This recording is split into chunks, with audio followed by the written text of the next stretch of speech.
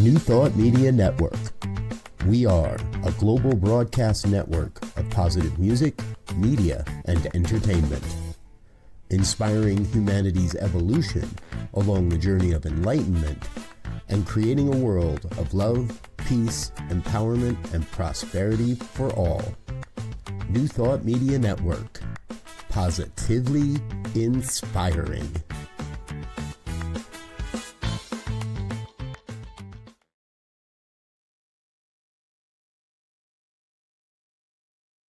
Please help us say thank you to all of our organizational sponsors, including the Hefferland Foundation, Affiliated New Thought Network, International New Thought Alliance, Science of Mind Archives and Library Foundation, Center for Spiritual Living Denver, Center for Spiritual Living Midtown, New Thought Philadelphia, Center for Spiritual Living United Life, Sunshine Cathedral, Planned Happiness Institute, Summit Center for Spiritual Living, One Heart Retreats, Universal Joy Center, Unity Kitchener, Unity Spiritual Center, Ottawa, Home Center for Spiritual Living, Satya Center, Begin Within Ministries, Center for Spiritual Living, North Jersey, Unity of Savannah, and the Center for Spiritual Living, Seattle, as well as all of our individual donors. On behalf of New Thought Media Network, thank you, and please like, share, and subscribe. New Thought Media Network, come be you.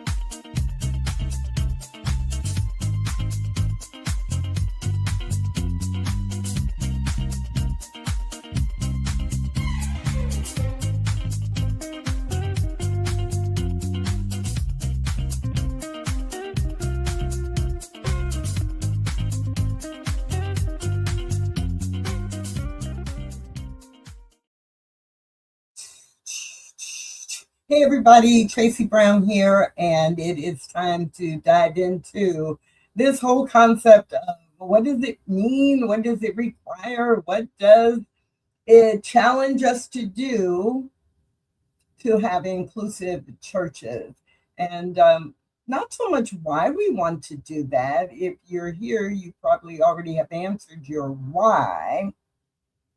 But definitely, what we like to talk about and think about is the how. What kinds of conversations do we need to be having with people in our communities? What kinds of responsibilities do leaders in inclusive churches have? And what do you do when it gets a little sticky, a little challenging? And finally, we also sometimes want to talk about how do we celebrate our progress. Today is a Tuesday toolkit, so we'll be together for about 30 minutes. Some of you know when I have a guest, we tend to go 50 minutes, 50 to 55 minutes, because it's a conversation. But when it's just me, I try to keep it to 30 or 35 minutes, give you a little bit of your time back. And I'm really happy if you join me. And if you want to be like Wayne, you could say hello to me and to everybody else in the chat. Hello, Wayne. Hello, Anita. And hello to everybody, whether you put your name in or a comment in or not. So what are we talking about today? Today we are talking about Black History Month. Now, back in November, I think, late October or early November, I might have done a show about Black History Month so that you would have, 3 months to prepare and think about what you were going to do. But this morning I thought, there are people who either didn't know to think about it then or didn't get around to planning anything. And now Black History Month is 2 weeks away. And they want to do something, but they don't know what. So I decided that I would just share some ideas of things that you don't need a lot of planning time to execute on. But before I go into those tips and ideas, I want to share this commentary. It is really important that you understand and have clarity about why you are doing or saying anything at all about Black History Month. Really important, because you don't want it to come across as performative. Oh, it's Black History Month, we got to do something. Well, no, you don't. Really, you don't have to do anything different from what you normally do. So if you decide to do something because it's Black History Month, then you need to be able to answer the question that some of the members of your church will ask you. Like, why are we doing that? Why do I need to know that? Why this? Why that? And you need to have a clear answer that is something different from, well, because it's Black History Month and we want Black people to know they're welcome here. That would not be a good reason to do anything related to Black History Month. Or, well, it's Black History Month and we ought to do something, or we're just trying to, look like we are inclusive when there's no visible diversity in our community. So you need to have a reason. Now, there are hundreds of acceptable and some even admirable reasons, but you want your reason to be related to your spiritual values or principles, or you want your reason to be connected to a commitment you've already made about being inclusive, if it's in your vision statement or your purpose statement or your mission, or if it is a part of an ongoing initiative of things that you have been doing along the way, or if it is the kickoff to an ongoing initiative. You want to be able to say that clearly.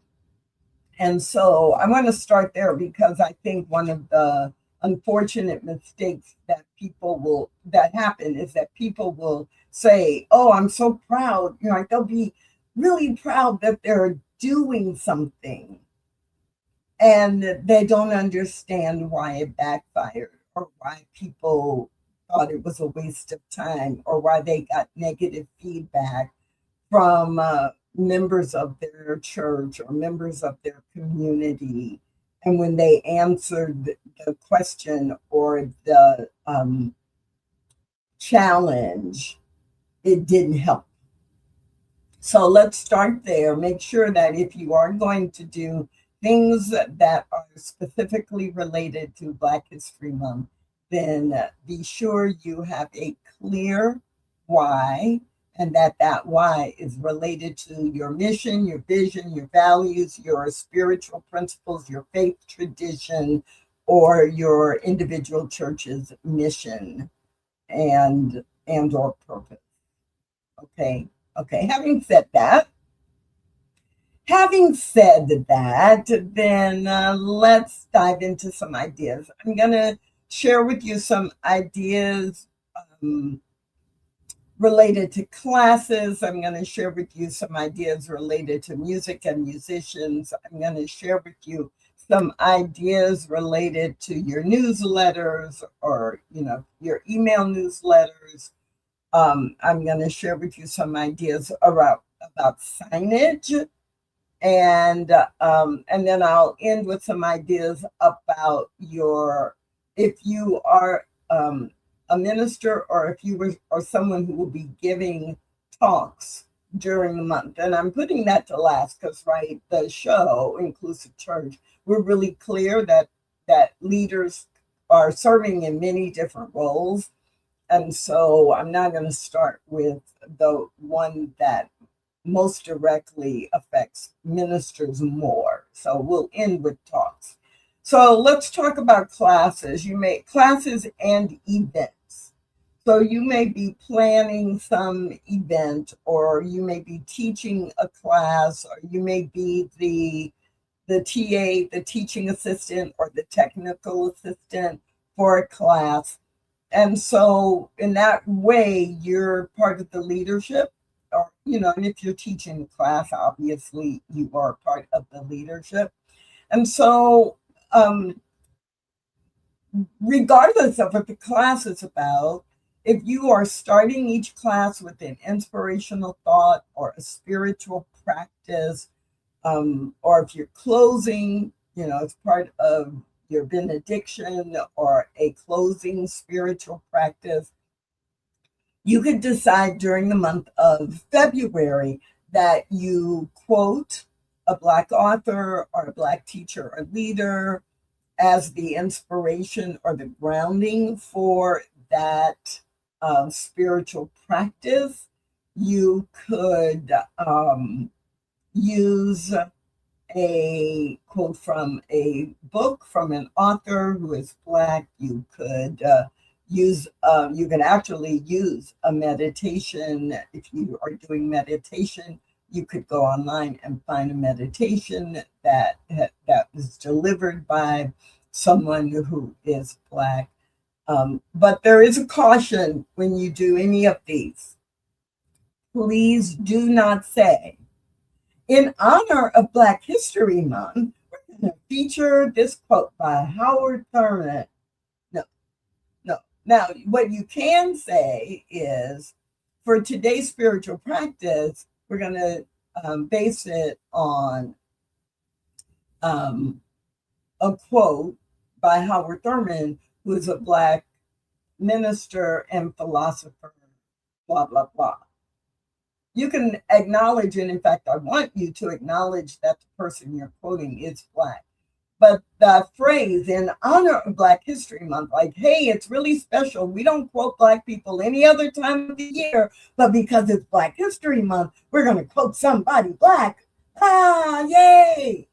Please don't do that. Please don't do that. Use the information, use the ideas, use and build on the content, and absolutely acknowledge that this person is Black, but don't play up, oh, we're pulling out the Black folks this month because it's Black History Month. Acknowledge and inform. And the reason you do still need to inform people that you're quoting someone Black, you should do that really 12 months of the year. But you do need to do that, because otherwise, if they're not accustomed to you quoting someone who's Black or Asian or Latinx or someone other than someone who's white, then they're going to assume that person is white if they don't know who it is. Now, obviously, if you're quoting Maya Angelou, if you're quoting Oprah Winfrey, if you're quoting, there are some people if you're quoting Martin Luther King, there are some people, if you were to quote them, that you could assume people know that they're Black. But depending on what quotes you get or what inspiration you use, you most likely will need to acknowledge that this is someone who is Black. And as I glibly said, really, you could be doing that all year long, not just in Black History Month. So, another thing that's related to classes and events. So if you are going to integrate in to your flow in the class content, and you may or may not be able to do this with only 2 or 3 weeks before you are actually leading this class. but you get bonus points from me if you have the author or the quote directly related to your content or the subject. For example, within Centers for Spiritual Living, there is a course about Emerson. And anytime I teach Emerson, I make sure that I inform students in the class about the book, The Anti-Slavery Writings of Ralph Waldo Emerson. And people are always shocked, not just surprised, but shocked that there's a whole book that are notes from and transcriptions of talks that he gave and articles that he wrote about anti-slavery. And so if I were teaching Emerson during the month of February, I would make sure one of my classes that I actually read from his writings and held up the book and gave people a link where they could buy the book and learn more about what Ralph Emerson had to say about the spiritual reasons for opposing slavery. Not the political reasons, but the spiritual reasons and what people of faith needed to do, what actions needed to be taken in order to affect a change, to be in alignment with moral and spiritual values. And we don't do a lot of that, and we don't do enough of that in New Thought that actually utilize our spiritual principles to motivate individual and collective action. And so many people, right, just are like, oh, well, I'm too spiritual. I don't get involved in all of that. Or I'm so spiritual. I will do my prayer work and that will shift everything. And so I love that Emerson is actually a model for taking action using our spiritual principle as a guide and standing up for faith-based principles utilized or becoming seen and used in the world. And so for all of us in New Thought who are like, or for not me, all of the people in New Thought who believe that it's one, just an individual focus, and two, that it's necessary to avoid the secular life or the secular issues that are in all of our human experience. Emerson was a great example. So I use that as an example too, because yes, it's Black History Month, and you can quote people who are not Black if it is pertinent and relevant. So a few years ago, I was coaching the leadership of a New Thought community in the South.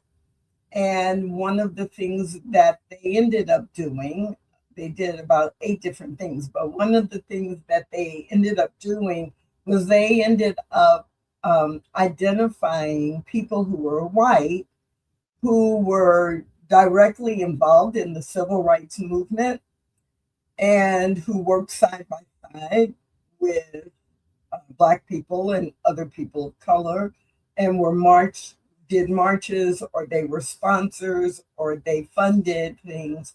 And so each week during the month, they highlighted one of those people because their community at that time was 95% white. And so they wanted to send the message during Black History Month that it was important for white people to, one, be aware of issues that negatively impacted people who were Black, and also that it was a responsibility for people of faith to be engaged in shifting and changing the status quo. And that was perfect for that church at that time, right? And so you have to determine what is important. Also related to classes and events.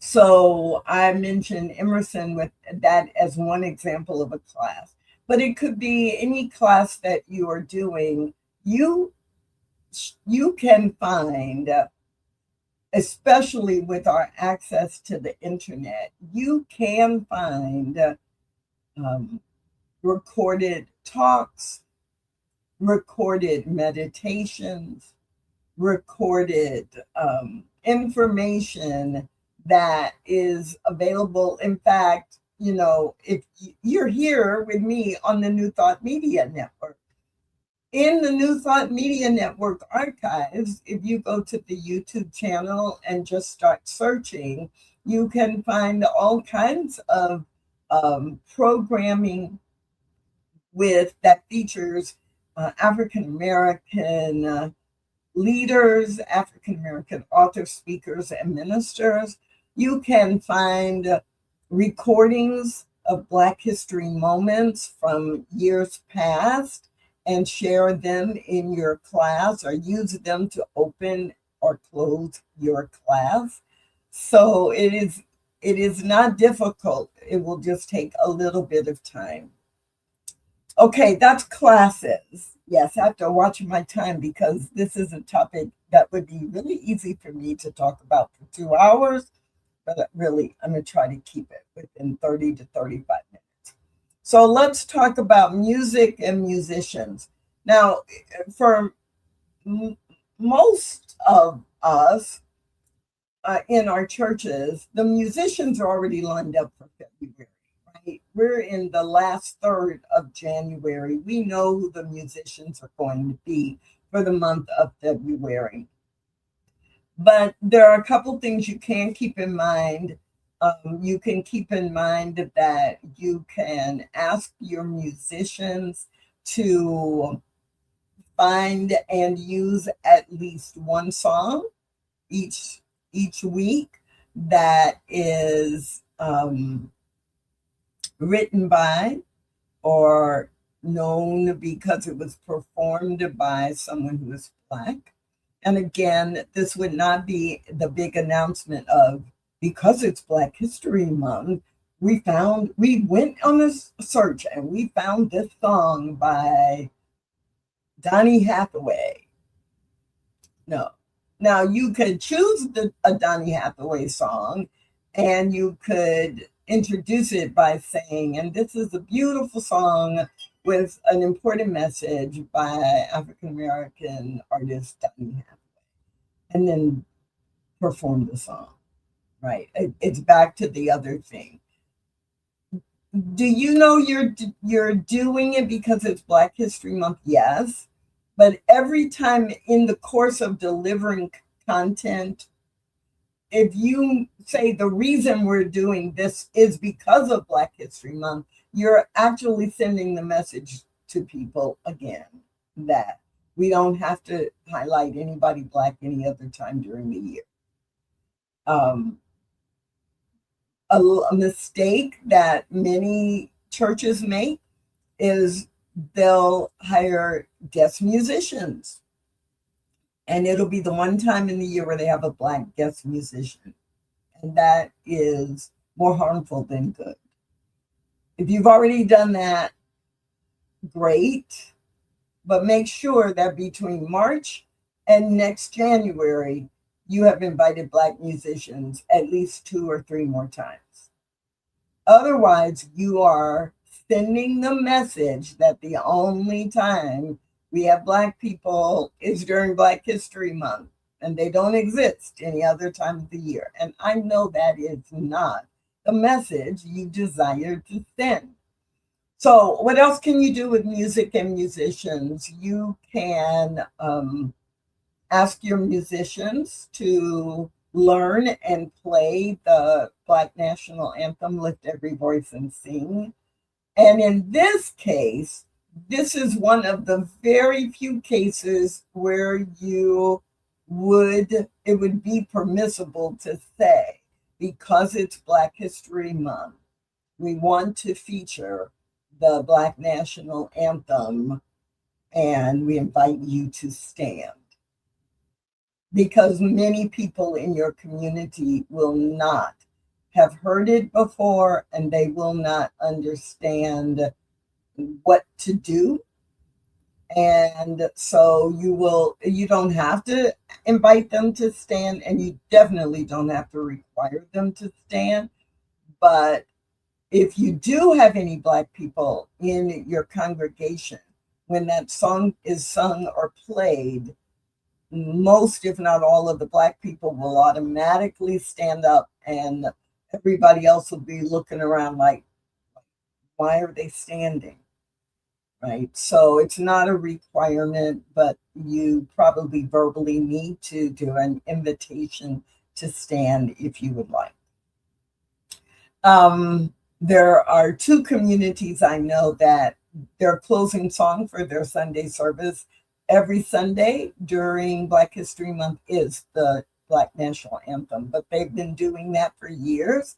And so they don't have to kind of introduce it the same way they did the first year or two. Song selections written by or made famous by Black performers. And one other thing just went through my mind, and that was music. I don't know. I lost it. Maybe it'll come back in the 5 minutes or so that I have. Newsletters and emails. Now, this is the one place where you probably can do generic, Black history information, Black history fact, inventors, scientists, historians, historic figures, because in your newsletters, like they go throughout the month. And so if you've already done some research or there are lots of easy access to that kind of information. If you did something like that, it wouldn't be at an event. It would be more in something that's a reference, and it would be Black History Moment or something like that. It's more passive. And it's not in the course of giving a spiritual lesson or creating a spiritual experience. So that would be okay. What would be preferable if you have a newsletter that goes out once a week, that you find 4 people who are Black who are either past or current leaders and achievers in your own faith tradition. Because if you can, it's always better to feature someone Black whose people have something in common with, right? Oh, they taught science and mind, or oh, they were a minister or are a minister, a unity minister, who also has done these 3 things, right? And that is what is ideal. That is better if you can find people who are Black from your own spiritual tradition. If you don't have time to do that and you still want to do something like in your newsletter or email, then you can feature authors and inventors and poets and people who your community may not know about. If you're going to do that, then don't use if let's say your newsletter comes out once a week, you only got 4. So don't use 4 people everybody's heard about. Like, be creative, maybe. All right, so I'll take my judgment out of that. And then let's talk about signage. It is okay to have some unique poster if you're in a building, right? And you, or even if you are setting up each week and taking down each week. If you wanted to do, 8.5 by 11 posters and put them in the bathroom behind the stall doors, or if you wanted to put, a welcome banner, or if you have access to someone who could create a theme, not a theme for the month or your theme for the month, but also somehow wrap in visually, something related to Black History Month, then that's great. That's really great to do. Not a requirement, but it's a little added plus. So you can create some signage, but again, your theme isn't Black History Month. It could be Black history related to whatever your spiritual theme is for the month. Last but not least, I'm going to talk a little bit about talks. So if you're a minister, or if you are not a minister but happen to be doing a talk during the month of February, then the same thing that I said about in classes applies. Like if my theme is prosperity and abundance, then I'm not going to change the theme because it's Black History Month, but I'm going to look for some quotes from people who are African American that are applicable to the topic or the theme for the month or the topic for the week, right? I'm also, if I'm doing the talks during February, then I'm going to look for maybe some snippets of other talks, or if I'm in Centers for Spiritual Living, I'm going to go online to YouTube and find the 4 videos that CSL Dallas did in 2018 or 2019 that are history moments, and they're 3 minutes each, and I might incorporate them into my talk because it is Black History Month, and then, weave it into whatever my theme is. So things like that are really powerful when you're on the platform and you're doing, excuse me, and you're the person giving the main talk. But the do not do's also apply here, right? Do not make the topic Black History Month unless you have a direct thread to your spiritual principles and beliefs and values. Do not just share general Black history on a Sunday morning or on a Wednesday evening, if that's when your weekly service is. Do not go in and say, oh, before I start my talk today, I want to tell you about Lewis Latimer and what he invented. Okay, now that's done. Let's talk about our real subject. So don't do that. But when you can, weave in. And if you need ideas for how to do that, then please reach out to me. Sometimes it is just a matter of knowing what to look for or where to look. But again, one of your biggest resources is going to be YouTube, because there are so many videos now available to you where you can then just take a snippet out, or the video itself could be used. And there's just so much. So if you have been thinking that you want to do something in a meeting that you are facilitating, or in a service that you are coordinating, but you just let time get away, and now Black History Month is upon us, I still want to encourage you to take the time to find 1 or 2 resources and then incorporate them into what you are doing in alignment with teaching a spiritually grounded lesson. And if you can do that, then you will be demonstrating to people that Black history is all of our history. It benefits us in our spiritually grounded life as well as our humanly grounded. My name is Tracy Brown.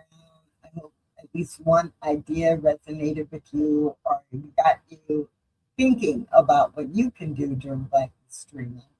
And I will see you here next Tuesday and every Tuesday at noon Mountain Time for Inclusive Church, right here on the New Thought Media Network. Thanks for watching The Inclusive Church with Tracy Brown. Join us again next week at 12 noon Mountain Time.